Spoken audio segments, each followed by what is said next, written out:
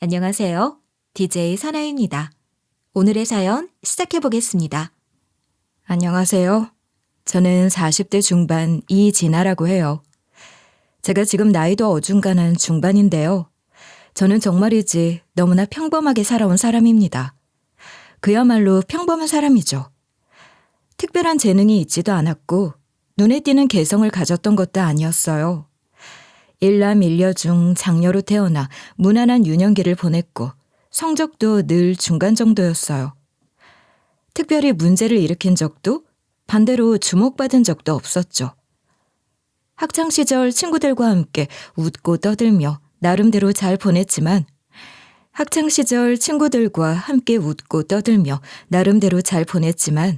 시간이 지나고 나면 그저 흔한 추억 중 하나로 남을 법한 특별할 것 하나 없는 날들을 보낸 것 같아요. 기억에 남는 일이라고 해봐야 초등학교 때 받아쓰기 시험에서 처음으로 100점을 맞아 엄마가 좋아했던 일 정도랄까요? 평소 받아쓰기만 하면 꼭 몇 개를 틀려서 한 번도 100점을 받아본 적이 없었는데 딱 한 번 100점을 받아서 엄마한테 우리 딸 정말 잘했네 하며 칭찬받았던 게 기억에 남아요. 그러나 그 기쁨도 잠시, 그 다음 시험에서부터는 다시 또 꼭 몇 개를 틀려오는 받아쓰기 시험지를 엄마에게 보여드려야 했죠.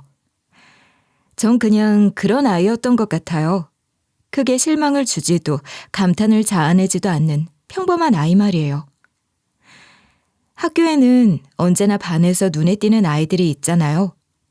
발표만 하면 선생님께 칭찬을 받는 아이, 운동장에서만큼은 늘 독보적인 존재감을 드러내는 아이, 모두의 시선을 받을 정도로 예쁜 아이, 공부를 특출나게 잘하는 아이.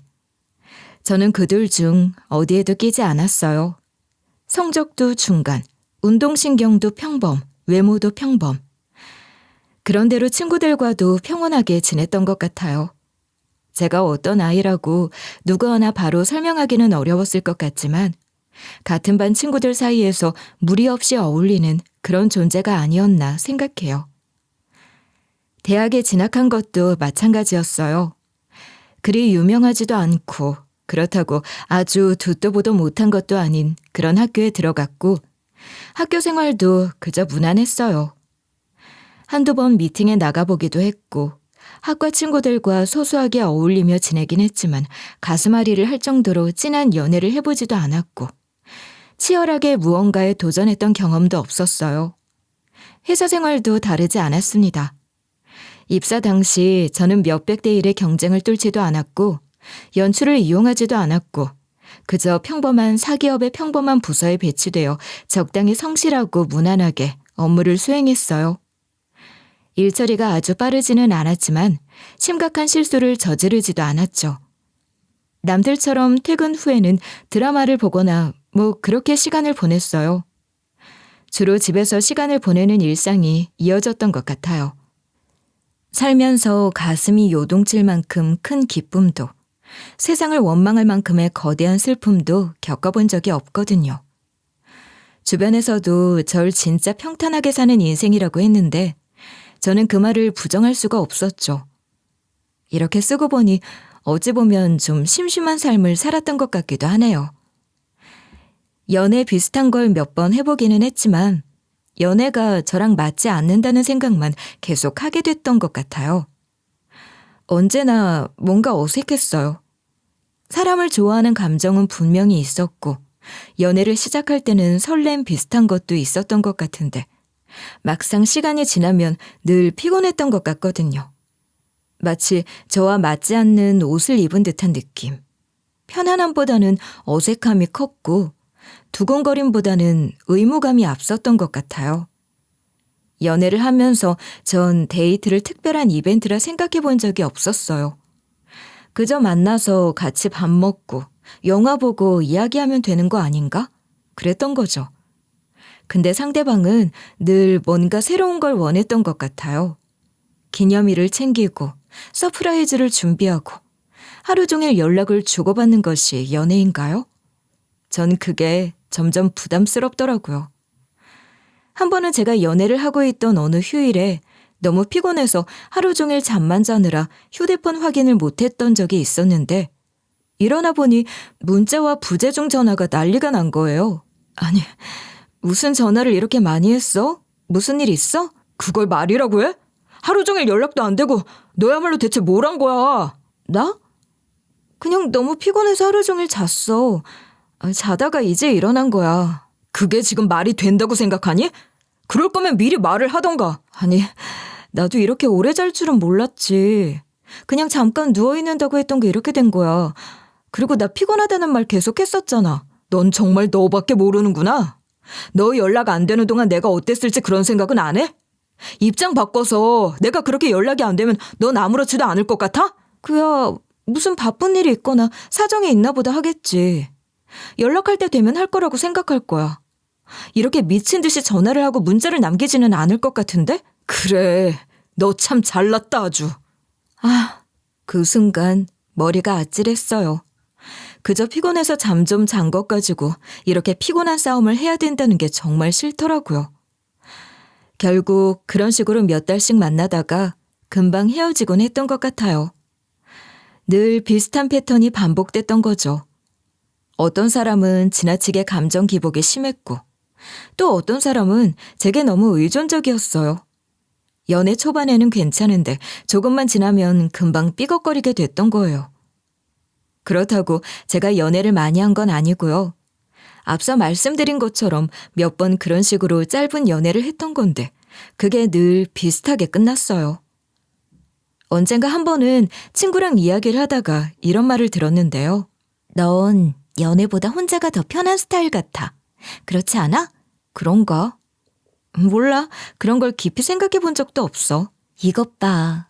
넌 연애 자체에 크게 관심도 없는 애 같아. 그럴 수밖에 없는 게 난 연애하면서 진짜 좋았던 적이 별로 없는 것 같거든.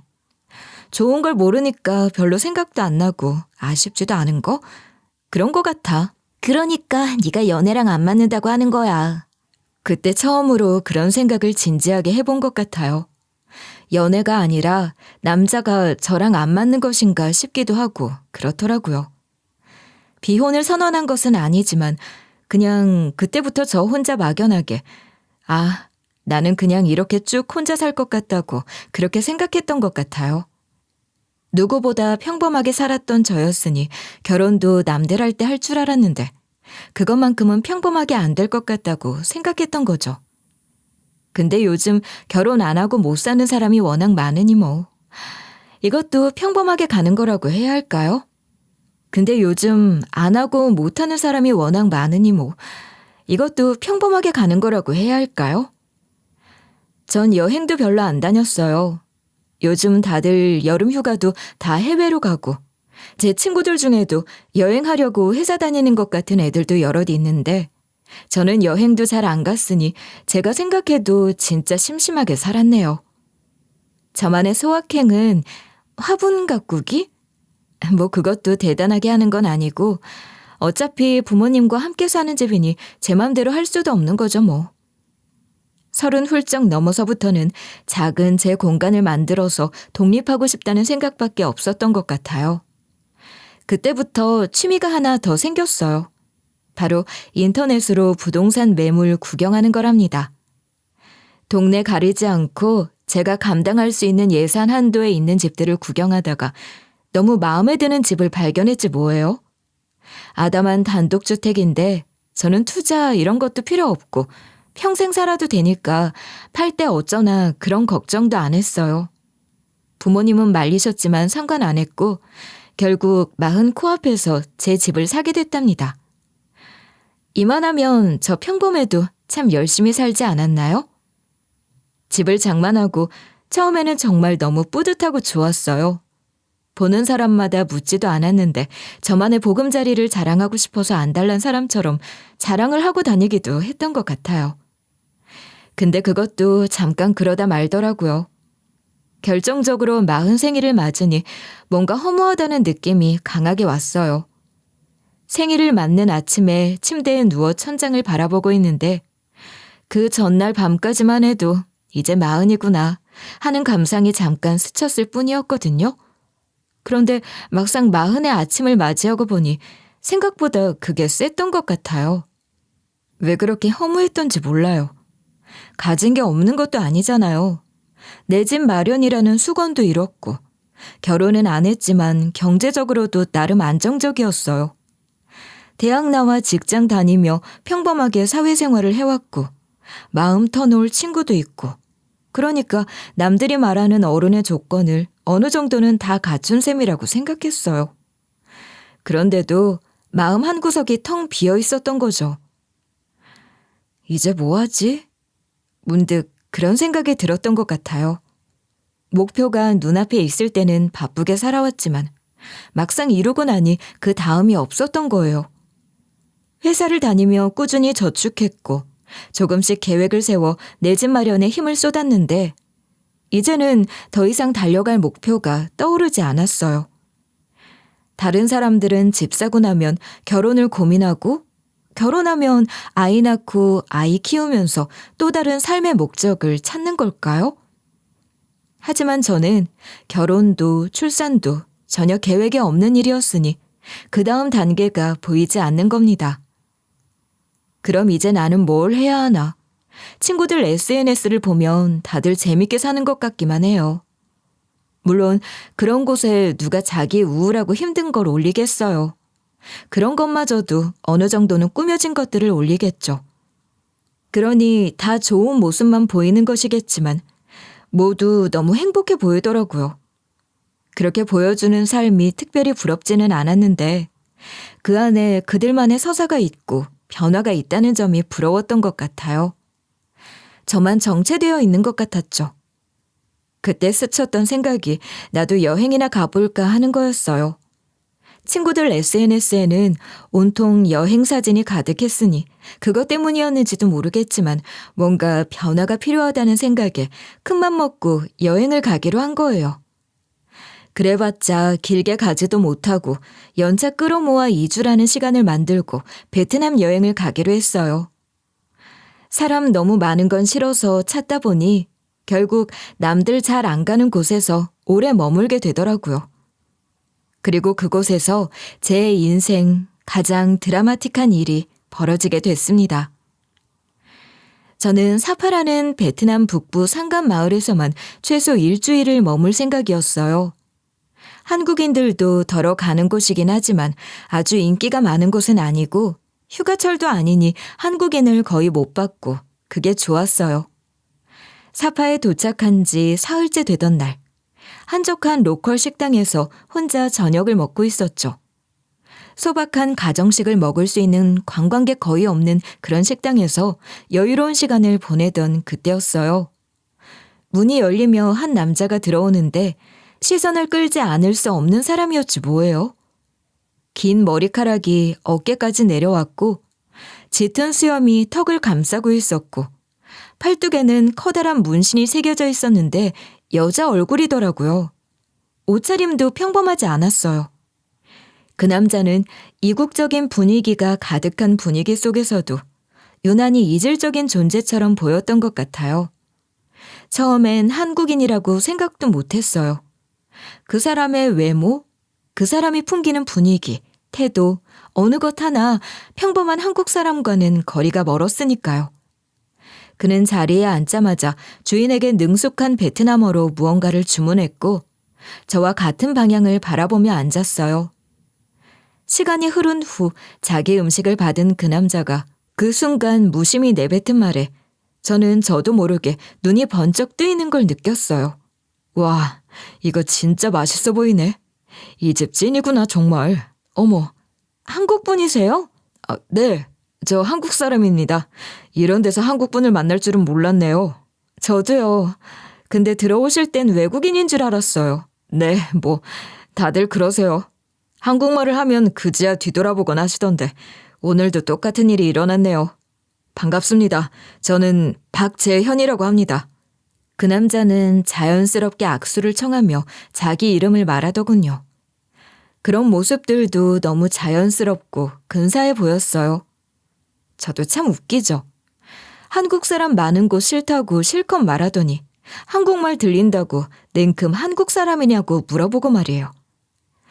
그만큼 그 남자가 제게는 강한 인상을 줬던 것 같아요. 그리고는 자연스럽게 합석을 해 이야기를 이어갔어요. 여행을 오래 하셨나 봐요. 수염도 그렇고 머리카락도 그렇고 더러운 옷차림도 그렇고 말이에요. 그죠? 네, 여행은 저한테는 이제 일상 같은 거예요. 머리카락은 원래 기르는 편이고 면도는 귀찮아서 며칠 안 했는데 수염을 길러보니 괜찮은 것 같아서 그냥 기르고 있어요. 보기 좋아요. 잘 어울리시는 것 같다고요. 좋게 봐주시니 좋네요. 감사합니다. 그런데 그 문신 말이에요. 얼굴이 너무 사실적이에요. 무슨 사연 있는 사람이라도 되는 것 같은데 누군지 물어봐도 돼요? 이거 다들 궁금해하더라고요. 절절한 러브스토리라도 기대하셨겠지만 저희 엄마예요. 엄마 젊었을 때 한창 예뻤을 때요. 어머니요? 어머니... 엄마가 돌아가신 건 아니니까 위로 안 하셔도 돼요. 저희 엄마 아주 잘 계세요. 제가 여행을 오래 다니니까 이렇게라도 한 거예요. 와, 멋있어요. 제 친구 중에도 키우던 고향에 떠나보내고 문신한 친구가 있었는데 엄마 젊었을 때 얼굴이라니 진짜 근사해요. 아니, 뭘요. 아닌 게 아니라 정말 멋있어 보였어요. 문신이라는 게 보통 자기 자신을 표현하기 위해 새기는 경우가 많잖아요. 그런데 엄마 한창 예뻤을 때 얼굴을 팔뚝에 새겼다니 너무 멋지지 않나요? 그 사람은 저와는 너무나도 다른 평범한 것이라곤 하나도 없을 것 같은 사람이었어요. 잠깐이지만 대화를 나눠보니 더 그런 것 같았죠. 전 그 사람의 그런 범상치 않음과 자유분방함에 끌렸고 결국 남은 일정을 모두 그 사람 일정에 맞춰 수정해 그 남자와 함께 다녔어요. 정해진 귀국일에 한국으로 돌아와야 하는 게 너무 아쉬웠지만 어쩔 수 없었죠. 그 사람은 아직 여행 일정이 더 남았으니 저 혼자 한국으로 돌아왔고 한 달 뒤 돌아온 그 남자와 서울에서 재회했습니다. 여행지에서 만난 사람을 한국에서 다시 만나면 여행지에서의 그때 그 기분이 안 난다고 친구들은 그러던데 저는 한국에서 만난 그 사람이 더 좋았어요. 그냥 다시 만났다는 것 자체가 너무 좋았던 것 같기도 해요. 저와 너무나도 다른, 제게는 너무나 낯선 세계를 살아온 한 사람을 만나 묘한 감정에 휩싸였다? 단순히 그렇게만 표현할 수는 없는 어떤 커다란 요동침이 있었던 것 같아요. 저는 그 사람에게 걷잡을 수 없이 빠져들었고 그렇게 연애를 시작했고 결혼까지 생각하게 됐어요. 사실 전 이미 아이를 낳기에는 나이도 너무 많고 그 사람도 결혼과는 동떨어진 불안정한 생활을 하는 사람이었는데 그 사람이 너무 좋으니까 결혼이라는 안정적인 제도로 묶이고 싶다는 생각이 들더라고요. 그래서 제가 결혼하자고 했어요. 남편은 의료제약 관련 IT 개발자였어요. 제약회사 웹사이트나 앱을 개발하는 일을 주로 하는데 그 외에도 AI 기반 신약 소프트웨어 개발이나 전자의무기록 같은 의료 빅데이터 시스템 구축에 관련된 일도 두루두루 하고 있는 프리랜서였거든요. 프리랜서라는 게 일을 한 만큼 돈을 버는 것인데 남편은 늘 그렇게 여행을 다니는 사람이니 여행 중에도 컴퓨터만 있으면 일을 할 수 있다고 해도 그리 많이 하지 못했을 테고 그마저도 늘 다 여행 경비로 썼을 테니 수입이 안정적이지 않은 걸 떠나서 모아놓은 돈도 거의 없을 거라고 짐작했어요. 그러니 그런 상황에서 남편이 제게 결혼 이야기를 먼저 꺼낼 일은 절대로 없을 거라는 생각에 제가 적극적으로 나선 거죠. 우리가 둘 다 결혼이랑은 거리가 먼 사람들이고 굳이 제대로 묶일 필요가 없는 사람들이기도 하지만 말이야. 내가 생각을 좀 해봤는데 그 제도라는 게 꽤 도움이 될 것 같기도 해. 무슨 소리야? 결혼? 갑자기 무슨 결혼? 자기는 수입이 안정적이지가 않잖아. 이런 상태에서 우리가 결혼을 하면 여러 가지 공제 혜택을 받을 수 있겠더라고. 제도에 불편하고 불합리한 건 그냥 우리가 무시하면 되는 거고 우리는 우리한테 유리한 것만 골라서 이용하면 어때? 지금 나한테 청혼하는 거야? 결혼하자고? 응. 왜? 여자가 청혼하면 안 돼? 그래, 내가 워낙 평범하게 살아온 애니까 이런 돌발 행동을 할 거라고 생각 못 했을 것 같긴 하네. 근데 뭐 청혼 그거 그냥 내가 해도 되잖아. 왜? 싫어? 싫다기보단 자기도 알다시피 난 결혼 같은 거 생각도 해본 적 없는 사람이고 그래서 모아놓은 것도 별로 없어. 그게 무슨 문제야. 집이야 내 집에 있으니까 여기를 신혼집으로 하면 되는 거고 그 외에는 별로 달라지는 것도 없어. 우리 부모님도 이미 나는 내놓은 거나 다름없으니까 우리 부모님 때문에 스트레스 받을 일은 없을 거야. 나도 우리 부모님 뵈러 잘 안 가. 그런 게 아니라 내가 미안해서 그래. 갖춰놓은 것도 없이 연애라는 걸 시작했구나 싶고 말이야. 별소리를 다 안 해. 나랑 같이 살기 싫거나 부부로 엮이는 게 싫은 게 아니라면 우리 결혼해. 다른 이유라는 건 다 의미 없는 거야.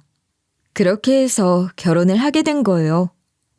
시댁은 지방 소도시였는데 형편이 넉넉한 집안은 아니어서 제가 살던 집을 그대로 저희 신혼집으로 할 거라고 하니 편견 없이 좋다고 고맙다고 하시더라고요. 특히 시모는 남편이 그렇게 평생 떠돌아다니며 결혼도 안 하고 살 줄 알았는데 그런 아들 구제해줘서 고맙다고 제게 엄청 잘해주셨어요. 저희 부모님도 기대도 안 하고 계시다가 제가 결혼이란 걸 한다니 우선은 놀라셨던 것 같아요. 남편을 보고는 더 놀라셨죠. 결코 제가 데려올 거라고는 생각도 안 하고 있던 분위기의 사람이었을 테니까요. 그래도 무척 반갑게 맞아주셨고 저희들의 결혼도 축하하고 축복해 주셨습니다. 남편의 불안정한 직업이나 자유분방한 성향을 조금 걱정하시긴 하셨지만 40 넘은 딸, 결혼한다는 것만 해도 고맙다고 생각하셨던 것 같고 다 지들이 알아서 할 일이다 그러셨던 것 같아요. 결혼은 했지만 남편은 1년 중 많은 날을 해외에서 보내는 사람이잖아요. 일 때문에 가는 것은 아니고 거의 여행이고 말이에요. 디지털 노마드라고는 하지만 말씀드렸듯이 여행은 남편의 일과는 하등 관계가 없는 거예요. 그러니 결혼한 그 해에는 여행을 조금 줄이긴 하더라고요. 아무래도 제 눈치를 좀 본 게 아닌가 싶고 저를 배려해 준 거라고 생각했어요. 남편이 그렇게 해주는 게 고맙기도 했죠. 근데 아무리 그런다고 해도 한계가 있는 거죠. 금방 몸이 근질거려 안 되는 사람이니 어쩌겠어요. 남편은 제게 미안해하며 어렵게 말을 꺼냈는데 전 뭐 이미 그렇게 될 거라는 걸 알고 있었으니 별로 서운하지도 않았던 것 같아요. 그래도 오래 참았다? 한동안은 나 생각해서 봐준 거야? 아니, 아무래도 좀 그렇잖아. 자기는 회사 다니면서 일하는데 나만 여행을 가려고 하니까 미안하네. 내가 결혼하자고 할 때도 말했잖아. 자기 여행 다니고 그러는 것도 똑같이 하면 된다고. 제도로 묶여서 불편한 것들은 신경 쓰지 말자니까. 그러니까 그럴 것 없어. 아무리 그래도 미안해. 이해해줘서 고맙고. 대신 옛날처럼 반년 이상 몇 년씩 그렇게 있을 생각만 안 하면 돼. 에이, 그럴 일은 없지. 걱정 마. 이제 그런 여행은 안 해야지. 남편은 그렇게 너무 오래 집을 비우지는 않겠다고 약속했고 한국에 있는 동안에는 저와 많은 시간을 보내려 노력하는 게 보였으니 그것만으로도 고마웠어요. 그리고 저는 남편을 통해 간접 경험하는 여행도 나쁘지 않다고 생각했거든요. 남편은 사람들이 많이 가는 유명한 관광지가 아닌 이름도 생소한 곳들을 많이 다녔는데 그런 곳들을 여행한 이야기를 듣는 것도 모두 신선하고 재미있었어요. 남편이 여행으로 집을 비울 때면 저는 더욱 화단 가꾸기에 몰두했어요. 사실 이 집에 꽂혔던 것도 아담하고 예쁜 마당이 있다는 것 때문이었거든요. 제 유일한 취미가 화분 가꾸기였다고 했던 거 기억하고 계신가요? 제가 집 사고 싶어서 부동산 들여다보기 시작하기 전에 갖고 있었던 하나뿐인 취미였어요. 뭔가 식물을 보고 있으면 마음이 평온해지고 기분도 좋아지는 것 같더라고요. 어떤 종류의 식물이어도 상관없었어요. 꽃이어도 좋고 이름도 모르는 들풀이어도 좋았어요. 그러니 이사를 올 때부터 화단 가꾸기를 하고 싶었는데 내내 못하고 있던 것을 결혼 후 작은 화단을 가꿔 보는 것으로 시작한 거예요. 마당 한 구석에 진짜 작게 마련한 화단이었지만 제가 좋아하는 것들을 심으며 잘 가꿔봐야지 했답니다. 근데 제가 화분을 잘 죽이는 사람도 아니고 나름대로 화분 가꿔본 경력도 있는 사람인데 뭘 심기만 하면 심는 족족 죽어나가는 거예요. 너무 이상하고, 아니 그것보다 화가 나는 거 있죠? 아니, 나 정말 짜증나서 못 살겠네. 내가 말했지. 내가 화분을 얼마나 잘 키웠는데 다 죽어가는 식물도 나한테 가져오면 살려준다고 그랬던 사람이야 내가. 사랑으로 정성으로 물만 제때 주면 잘 자라는 게 식물인데 대체 뭐가 잘못된 건지 모르겠네. 이 집 마당 흙이 안 좋은가? 자기야, 그거 다 지아빵 할머니 때문이야. 사실 내가 전부터 자기한테 이야기를 해주려다가 말았는데 자기가 이렇게 속상해하고 화까지 내는 걸 보니까 이야기를 해줘야겠네. 그거 다 그 할머니 때문이야. 응? 할머니? 할머니가 왜? 제가 저희 집 지하방 할머니 얘기를 처음 하는 거죠? 저희 집 지하에 딸린 독립된 공간이 하나 있는데 집을 설계할 때부터 아예 새를 놓을 공간으로 설계를 한 것 같더라고요. 주방도 작게 딸려 있고 화장실이 따로 없긴 한데 마당에 있는 화장실을 이용하면 되도록 해놨거든요. 진짜 옛날에 지은 집이구나 하고 아시는 분들은 아실 것 같아요. 옛날에는 그런 집들이 많았다고 저희 부모님도 그러시더라고요. 하여간 그래서 저도 그 공간에 새를 놓기로 했던 거예요. 그러라고 만들어둔 공간인데 놀리면 뭐하나요? 돈 버는 게 좋죠. 그래서 그 지하방에 할머니 한 분이 새를 들어 살고 계세요. 남편이 말하는 지하방 할머니란 그분을 이야기하는 거예요. 근데 그 할머니가 대체 뭘 어쨌길래 그 할머니 때문이라고 하는 걸까요? 그 할머니가 무슨 이상한 영양제 같은 걸 마당에 뿌리는 걸 봤어. 한두 번도 아니고 뭘 그렇게 뿌리시냐고 여쭤보려다가 말았는데 아무래도 그것 때문인 게 분명해. 그래? 자기가 봤다는 거지? 대체 뭘 뿌리시는 거지? 그 할머니가 무슨 이상한 일을 하실 분은 아닌 것 같던데. 사람 겉으로 봐서 어떻게 알아. 자기는 그 할머니 혼자 계시는 거 안 됐다고 생각하고 무조건 좋게 보려니까 그런 거지. 내 눈엔 충분히 수상해.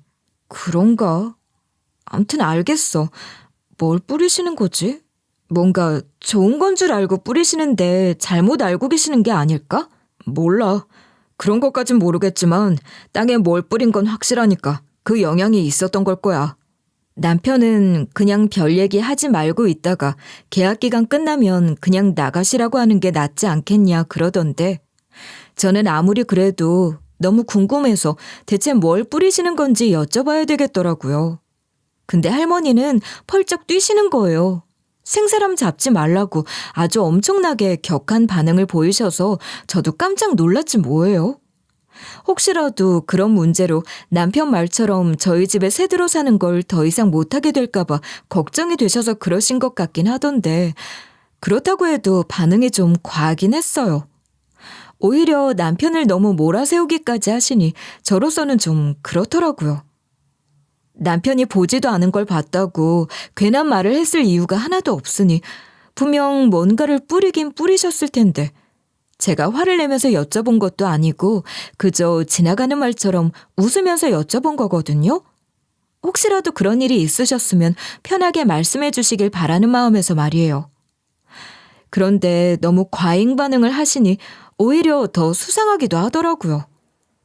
그렇다고 하고 또 한편으로는 제가 괜한 말을 해서 엄한 남편만 할머니한테 이상한 사람으로 몰리는 것 같아 남편에게 미안한 마음이 들기도 하고 남편이 안쓰러울 지경이었어요. 뭘 뿌리신 건지 알려주지는 않으시고 자꾸 제 남편만 몰아세우시니 저는 더 이야기를 할 수도 없었고 남편 말처럼 다음 계약은 안 해야 하나 그런 생각이 들기도 했죠. 그러다 다시 남편이 여행을 떠난 어느 주말이었어요. 오랜만에 친정에 갔다가 반찬을 엄청 얻어왔는데 지하방 할머니가 생각난 거예요. 그런 일이 있긴 했지만 전 그 할머니가 참 안 됐다고 생각하고 있었거든요. 혼자 사시는 할머니는 가족도 없는지 찾아오는 사람도 없었고 어디 다니러 가시는 곳도 없이 외로운 분인 것 같았단 말이에요. 그래서 그 할머니께 반찬 좀 나눠드리려고 챙겨들고 할머니께 내려갔죠. 할머니, 식사하셨어요? 아유, 새댁이 웬일이야? 어서 들어와요. 제가 오랜만에 친정에 갔다가 반찬을 좀 얻어왔는데 아무래도 양이 너무 많은 거예요. 남편도 없는데 저 혼자 먹을 양은 아닌 것 같아서 좀 드리려고 갖고 왔어요. 아유, 세상에. 친정엄마가 해주신 이 귀한 걸 나한테 이렇게 나눠줘도 되는 거예요? 그럼요. 저희 엄마는 아마 더 좋아하실 거예요. 맛있게 드셔주시면 더 좋아하실 거고 말이에요. 아유, 그럼 보기만 해도 벌써 맛있는데 뭐. 아유, 고마워요. 정말 고마워. 잘 먹을게요. 제가 할 일이 다 끝나긴 했는데 늘 혼자 계시는 분인 걸 잘 아니까 그렇게 반찬만 덜렁 드리고 나오기가 못해서 말동무라도 좀 해드리려고 잠깐 앉았어요.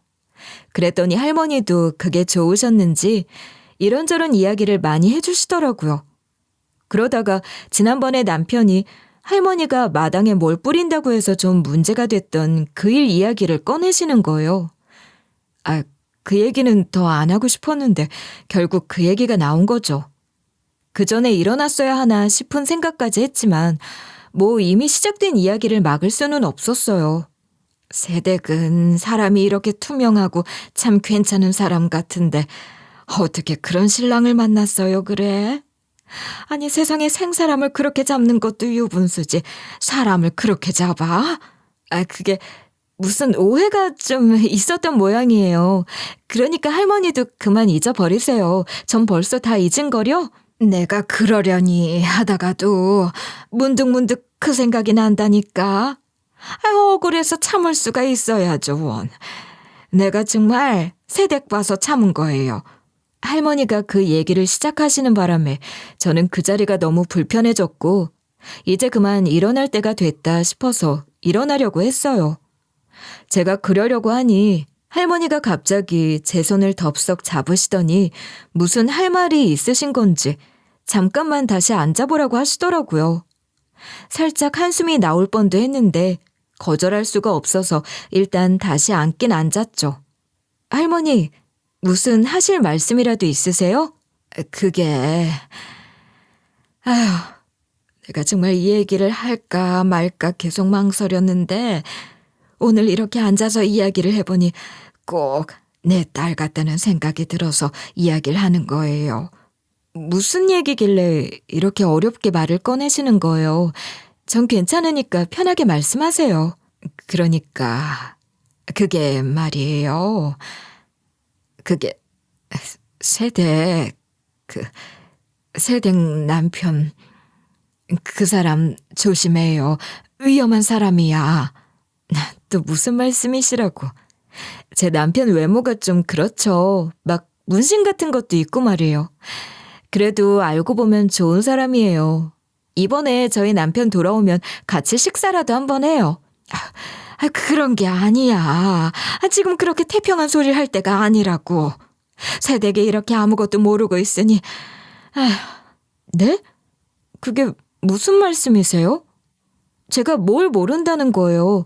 할머니가 알고 계시는 게 대체 뭐길래 그러세요? 그러니까 말이에요. 내가 뭘 봤냐 하면 할머니는 난감한 표정, 진지한 표정을 오가며 정말 힘들게 뜸을 들이며 말씀을 이어가셨는데요. 어느 날 할머니가 새벽에 화장실에 가고 싶어서 깨셔서는 마당에 있는 화장실에 가시려다 새벽에 집으로 돌아오는 제 남편을 보셨대요. 여행에서 막 돌아온 것인지 커다란 배낭을 메고 있었다고 하시더라고요.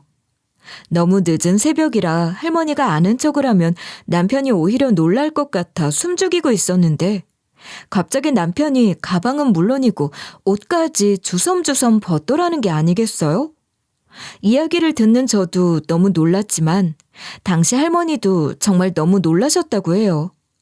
무슨 못 볼 꼴을 보게 되는 건 아닌가 싶어서 눈 감고 안 보려고 했는데 그래도 너무 궁금해서 힐끗거리게 되셨다는데 글쎄 제 남편이 자기 몸에 붙어있는 무언가를 떼어내면서 그걸 땅에 묻는 걸 보셨다는 겁니다.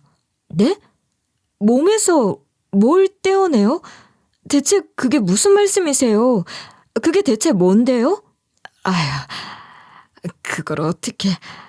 그건 단순한 잔재가 아니라 갑자기 옷깃이랑 팔에 붙은 작은 봉투 모양의 물체를 조심스럽게 떼어내 흙이 섞인 채로 땅에 묻어버렸어.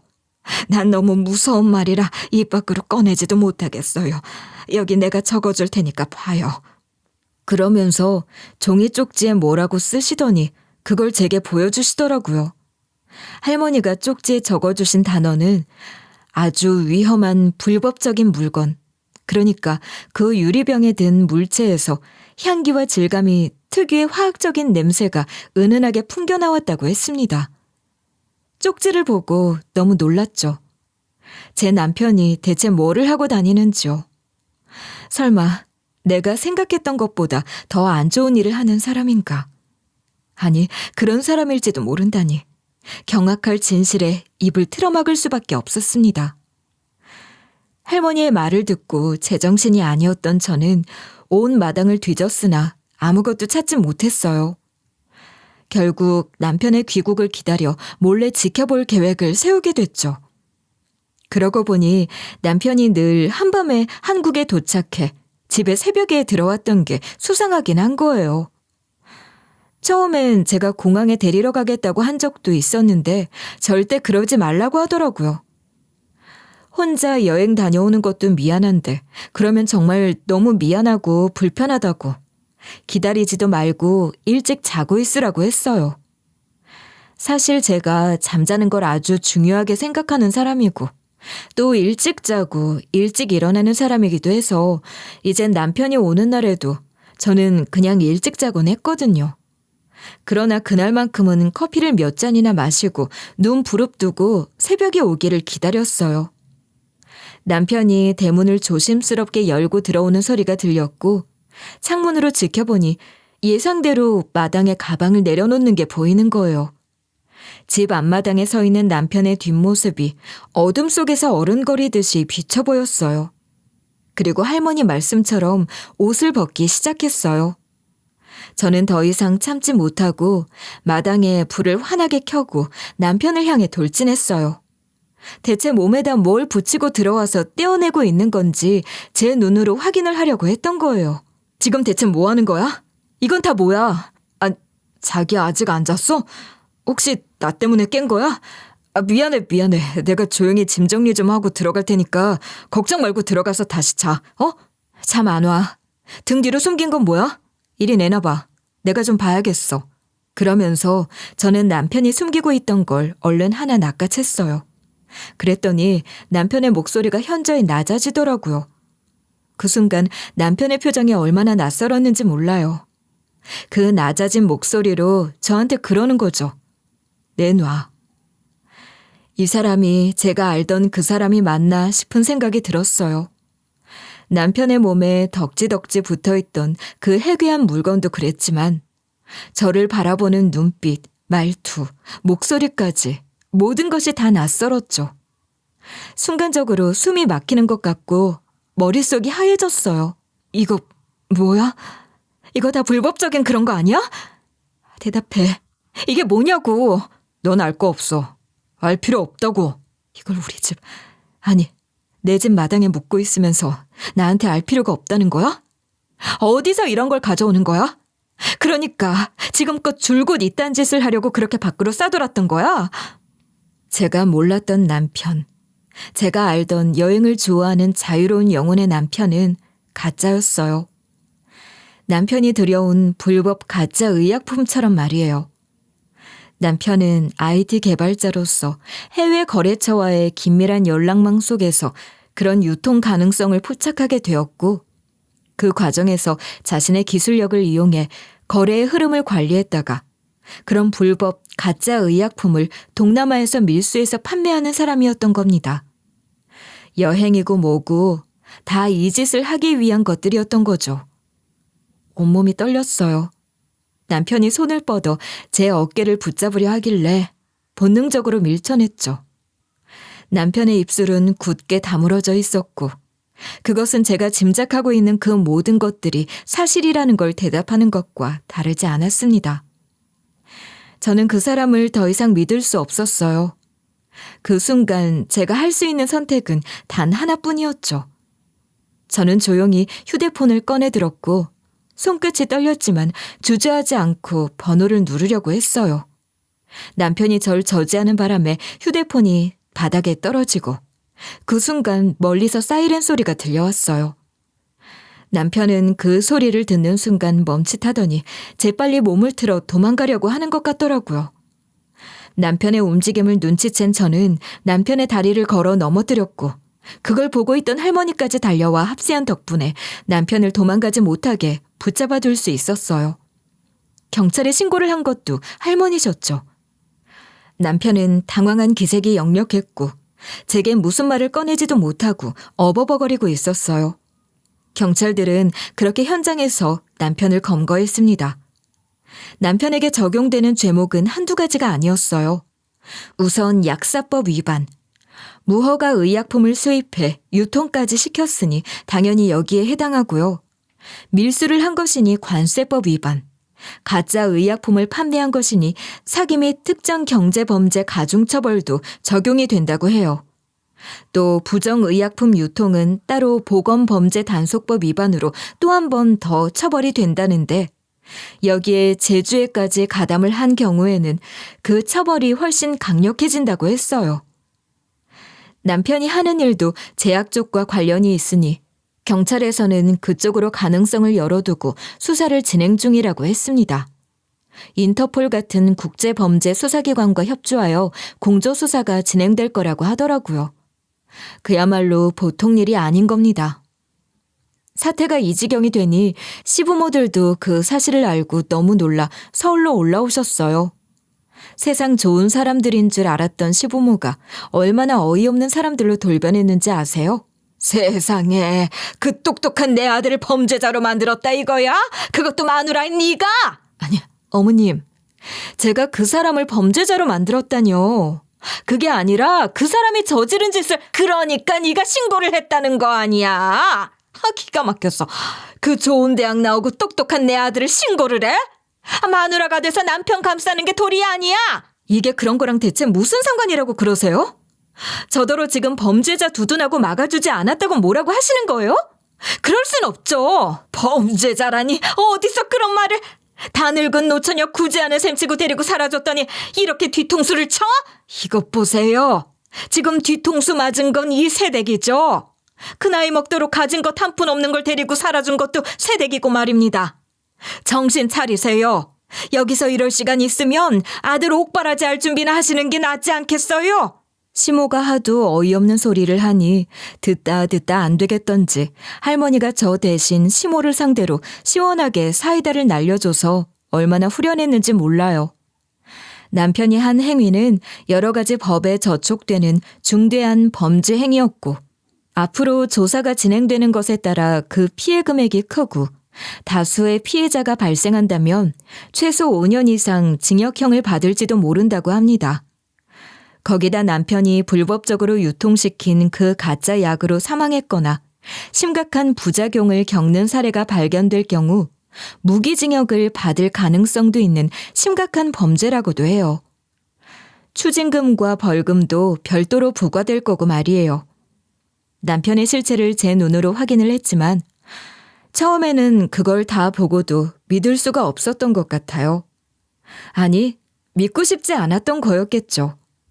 여행지에서 처음 만났던 그 자유롭고 개성 넘쳤던 남자.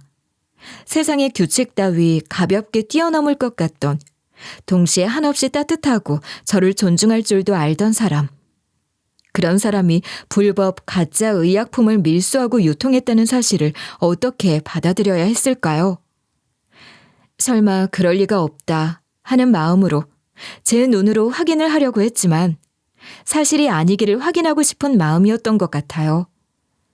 그러나 제 앞에서 얼굴을 바꾸고 다른 사람이 되는 걸 보고 나니 더 이상 부정할 수도 없게 된 거죠.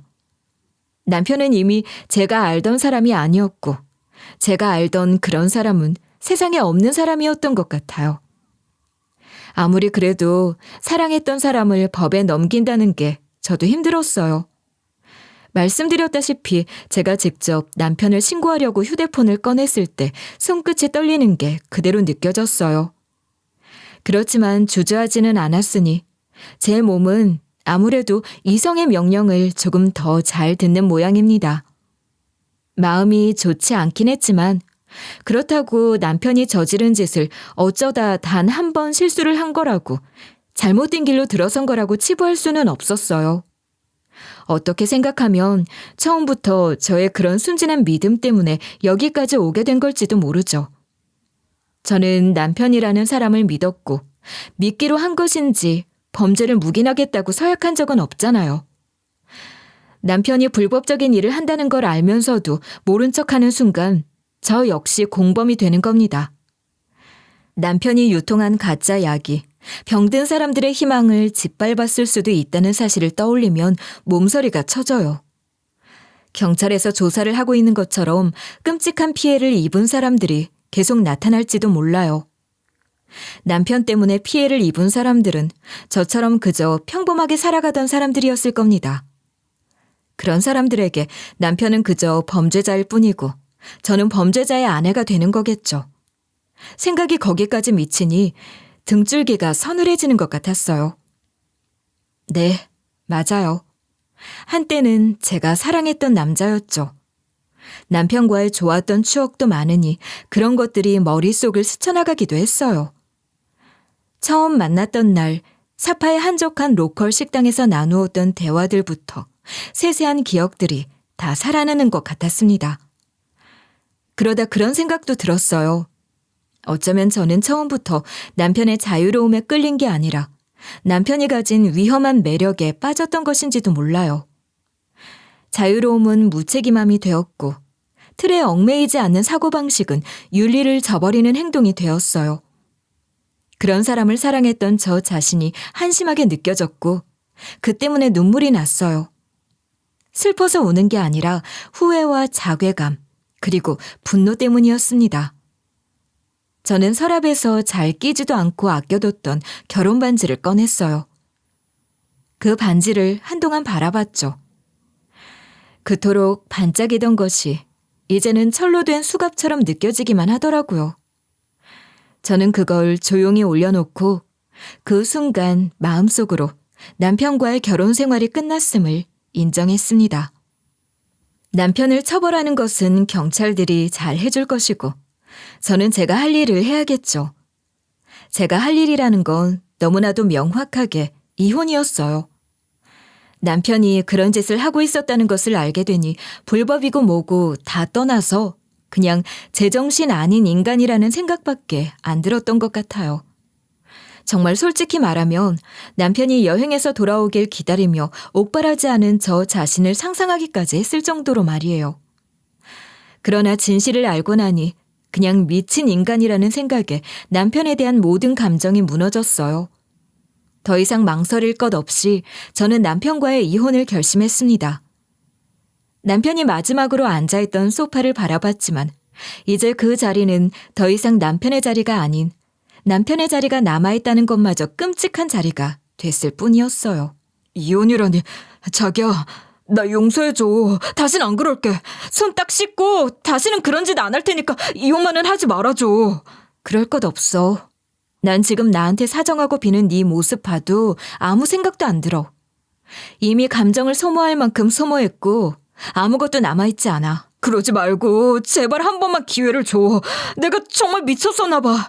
처음엔 돈 때문이었어. 그렇지만 이제 알아. 그런 건 아무 의미도 없다는 걸 말이야. 눈물까지 흘려가며 초라하고 필사적으로 매달리는 남편은 손을 뻗어 제 손목을 붙잡으려 했지만 저는 한 발짝 뒤로 물러서며 차갑게 그럴 수 없다고 내뱉었어요. 그럼에도 남편은 포기를 하지 않더라고요. 내가 잘못한 거 알아. 그렇지만 내가 원래 이런 사람이 아니라는 건 자기도 잘 알잖아. 자기만 날 받아주면. 아니, 난 네가 어떤 사람인지 모르고 이젠 어떤 사람이었어도 상관없어. 나한테는 더 이상 중요한 문제가 아니야. 자기야, 그러지 말고 제발. 무슨 말을 어떻게 해도 내가 다시 너랑 같이 살아야 할 이유 같은 건 찾을 수 없을 거야. 날 봐. 내가 지금 어떤 표정으로 널 보고 있는 것 같아? 이런 내 얼굴을 보고도 내 마음을 돌릴 수 있을 거라고 생각하니? 남편은 한동안 절 뚫어지게 쳐다보더니 멍한 표정이 되어 입술을 깨물더라고요. 더 이상 할 말도 없으니 전 문을 열고 남편에게 나가줄 것을 말했어요. 남편은 한숨을 내쉬고 천천히 몸을 돌렸죠. 문 밖으로 나가는 남편의 뒷모습을 보면서도 전 아무런 감정을 느낄 수 없었어요. 이제 정말 끝이구나. 그 생각만 했을 뿐입니다. 남편이 사정하며 매달리는데도 그 모습이 끔찍하기만 했고 소름이 끼쳐서 같은 공간에 있기도 싫었거든요. 이혼 절차는 생각보다 빠르게 진행됐어요. 마지막 절차까지 다 끝내고 이혼이 확정됐을 때도 그저 덤덤하기만 했죠. 남편의 짐까지 모두 빼나간 뒤 며칠 동안은 아무것도 하지 않았어요. 그저 가만히 있었던 것 같아요. 소파에 할 일 없이 앉아있기도 하고 멍하니 커튼을 바라보고 거실 바닥을 내려다보고 그러면서 실감했죠. 이제 다시는 혼자가 됐다는 걸 말이에요. 그렇지만 그게 결코 나빴다는 건 아닙니다. 그러던 어느 날 커튼 사이로 들어오는 햇살을 보며 그래, 이제 그만 일어나자. 그렇게 생각했던 것 같아요. 그리고 정말 오랜만에 집안 청소를 했죠. 전 남편의 흔적이 남아있는 물건들을 하나하나 치웠어요. 버릴 건 버리고 치울 건 치웠어요. 점점 가벼워지는 느낌이 들었어요. 청소를 마친 뒤 창문을 활짝 열고 상쾌한 공기를 한껏 받아들이고 나니 새로운 희망이 솟아나는 것 같더군요. 다시 혼자가 됐지만 외롭지 않아요. 실패했다고 생각하지 않아요. 저는 미련 없이 이혼했고 혼자만의 삶을 다시 쟁취했다고 생각하려고 합니다. 그리고 다시 저 자신을 위해 살아갈 거예요. 제가 원하는 것을 하고 제가 가고 싶은 곳을 가고 제가 되고 싶은 사람이 되기로 했어요. 저는 그렇게 안정을 찾아가며 제가 산 이 집에서 저 자신으로서의 삶을 시작하려고 합니다. 여러분, 제 이야기 잘 들으셨나요? 사람마다 저마다 기구한 사연이 있겠지만 저처럼 온갖 법을 들먹여야 하는 범죄자 남편을 잘못 만난 이야기는 그리 흔한 이야기가 아니길 바라는 마음뿐이에요. 그럼 너무 안타깝고 슬플 것 같아서요. 제 이야기에 공감하실 수 있는 분이 많지 않으셔도 괜찮으니까 저 같은 일을 아예 모르고 사는 분들이 훨씬 더 많으시길 바라는 마음입니다.